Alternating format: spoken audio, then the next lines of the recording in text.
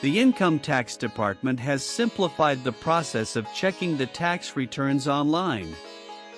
You just need to have the user ID, password, and PAN linked with Aadhaar to be able to check the refund status.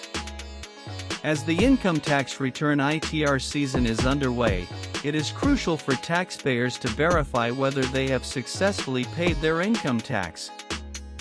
They can do so by checking if the Income Tax Department has successfully processed and verified the ITR.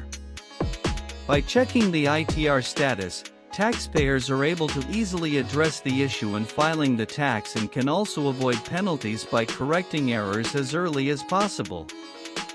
The Income Tax Department has simplified the process of checking the tax returns online. You just need to have the user ID, password, and PAN linked with Aadhaar to be able to check the refund status.